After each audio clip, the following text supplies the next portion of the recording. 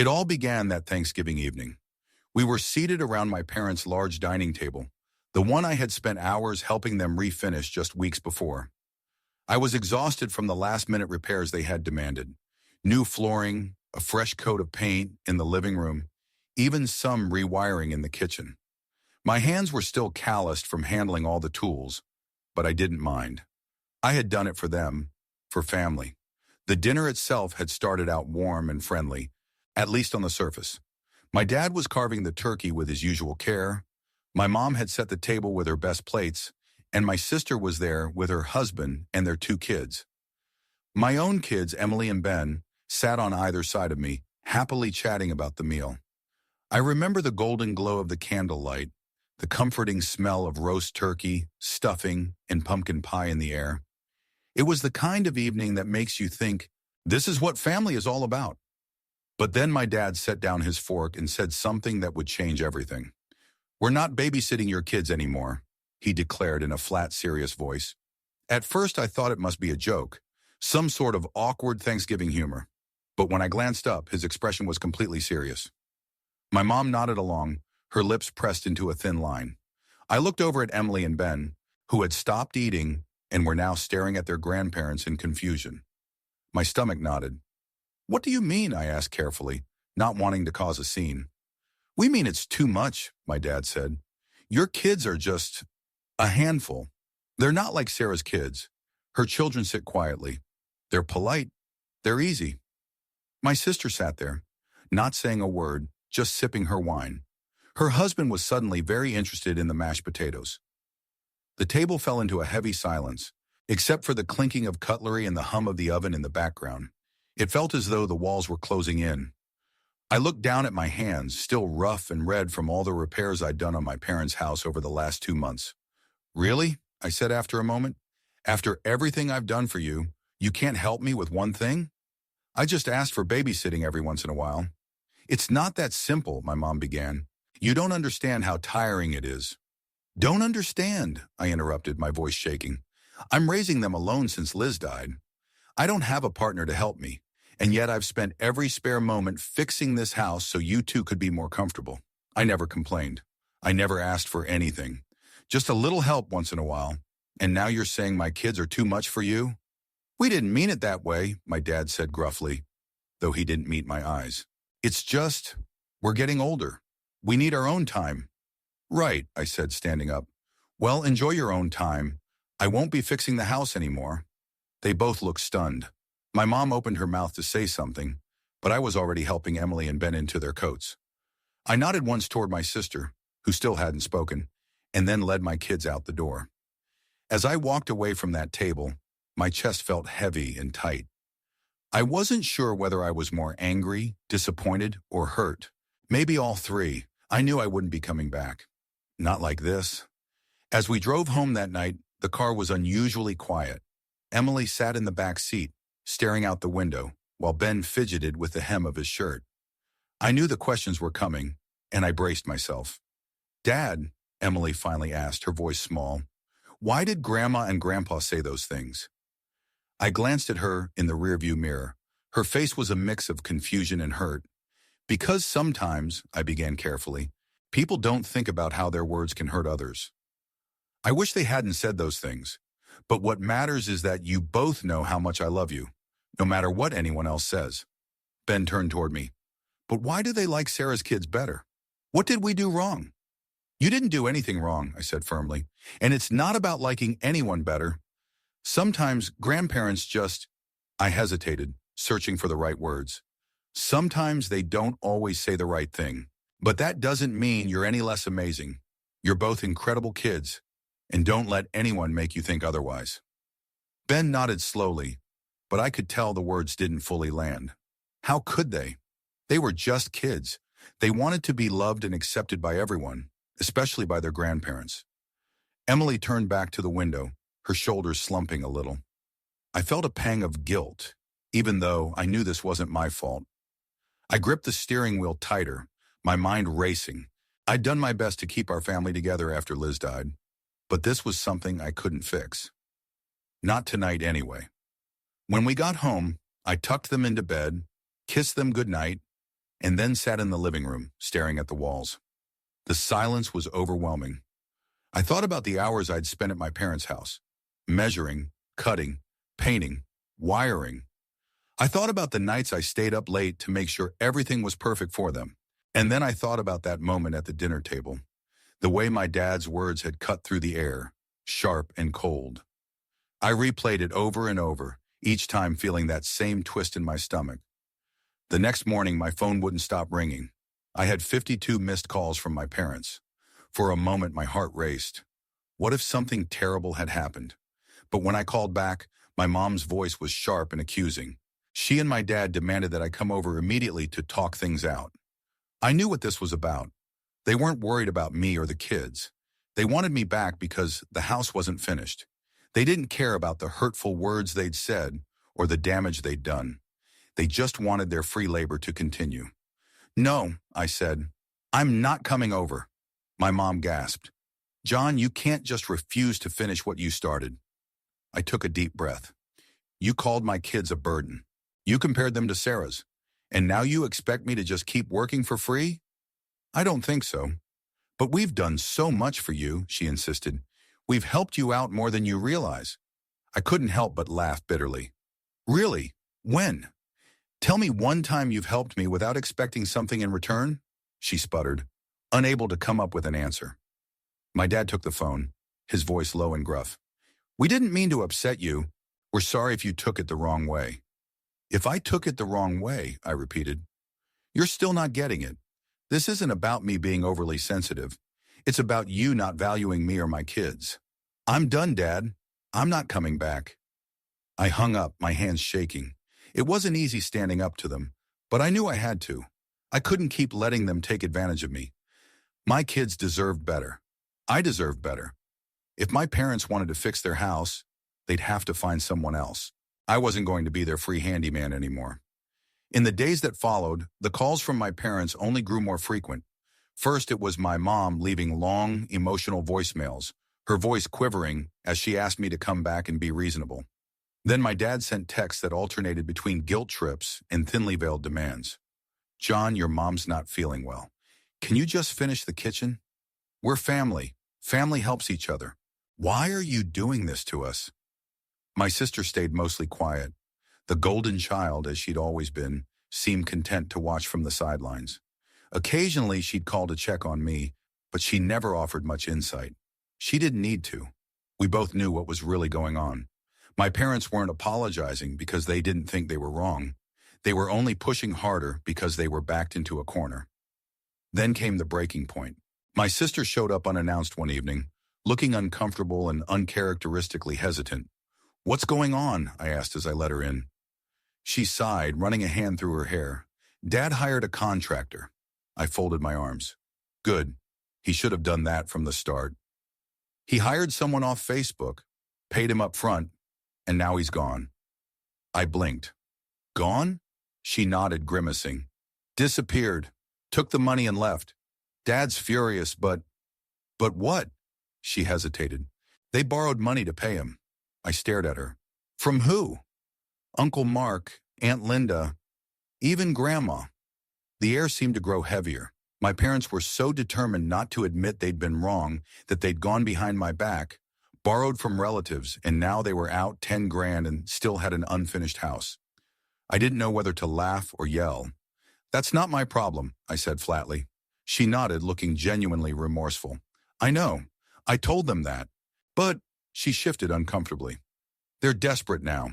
They know they messed up. I studied her carefully. For the first time, Sarah, the golden child, the one who never had to deal with this kind of drama, was on my side.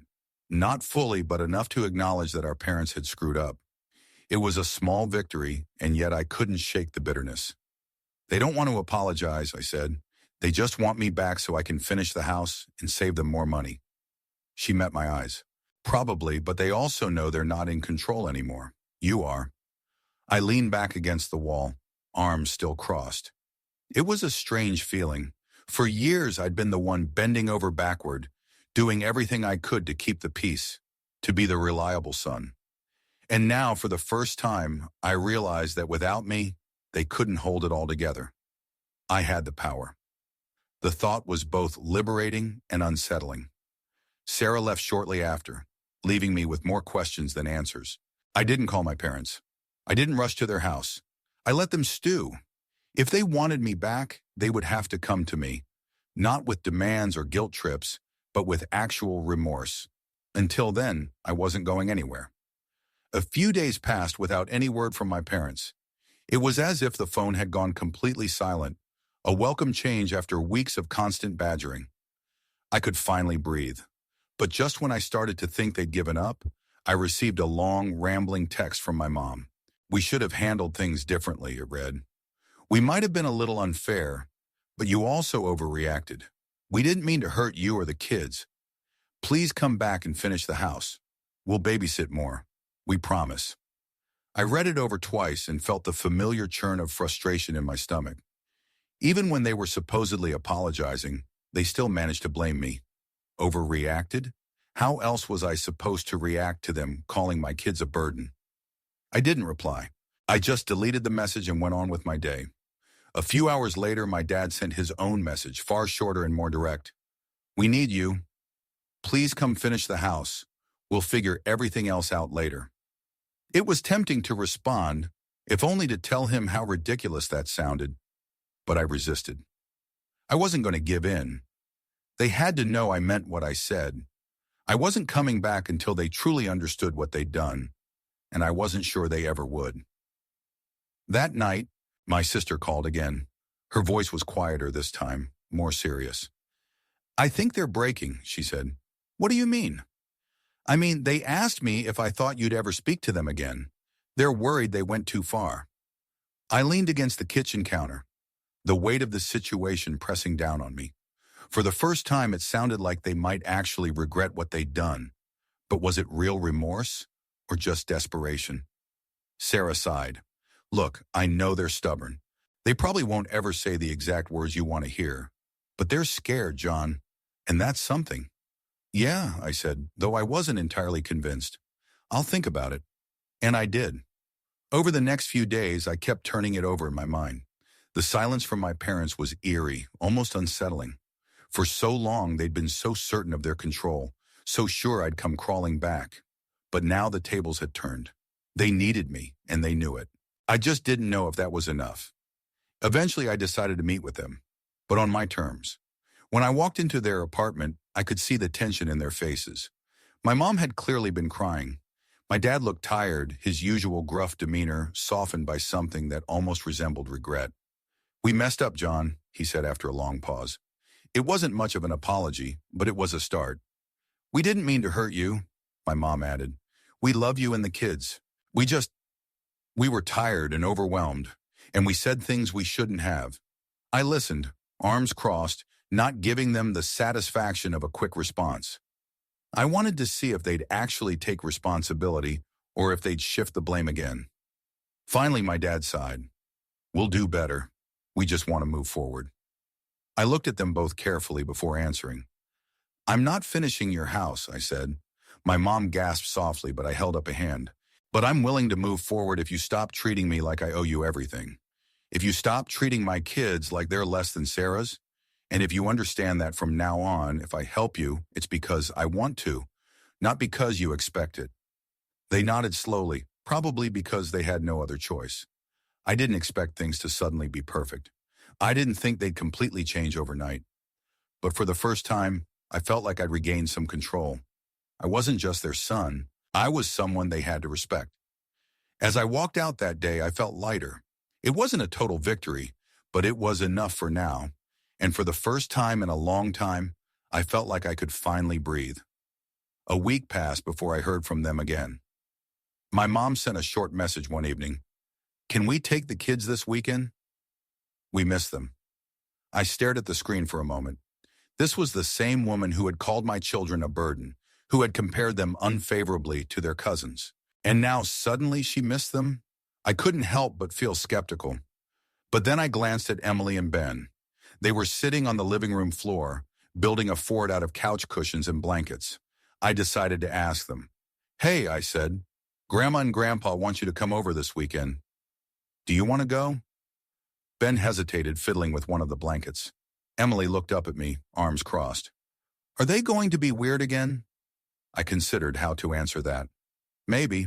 But if they are, you can tell me, and we'll leave. You don't have to stay if you don't want to. Emily thought about it, then shrugged. I guess we can go. Ben nodded in agreement, so I texted back.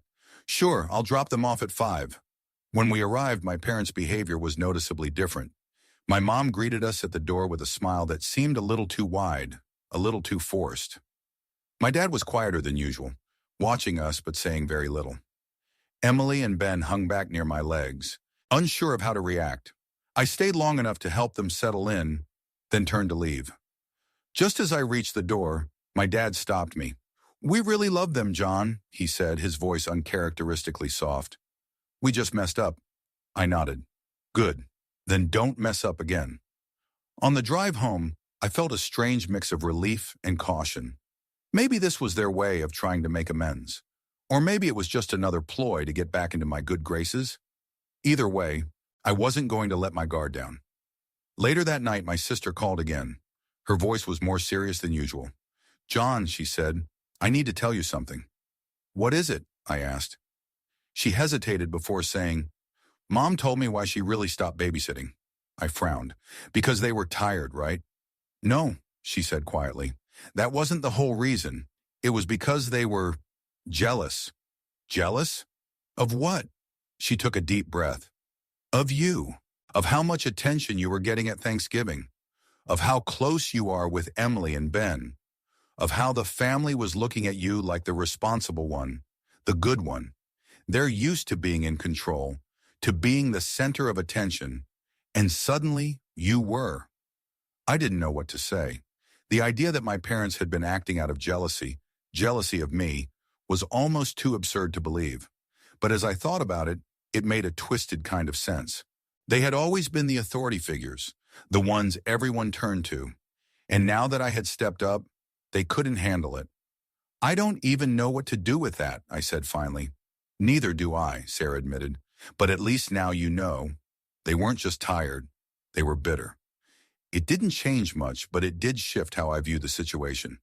My parents hadn't just been thoughtless or careless, they'd been resentful.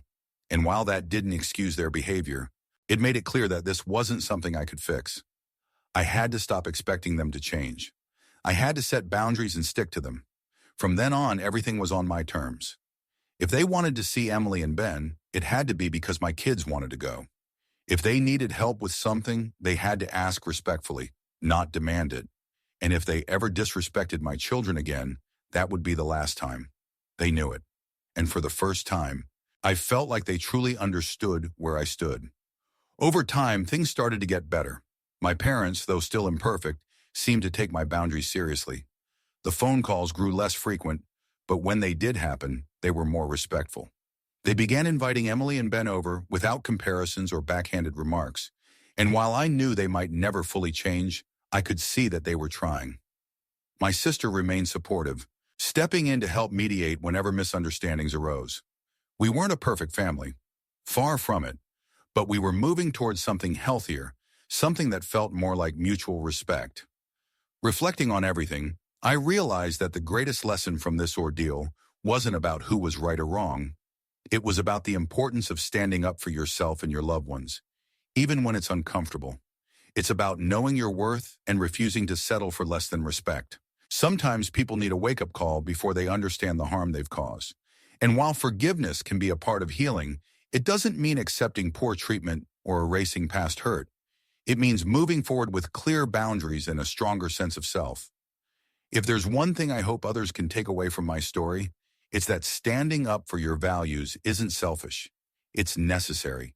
And when you hold firm, you open the door for real change and deeper understanding. Thank you for following along. If you found this story meaningful or relatable, please consider sharing your thoughts in the comments. And don't forget to like and subscribe so you don't miss any future stories. I'd love to hear from you. What boundaries have you set in your own life? How did they help you find balance and respect?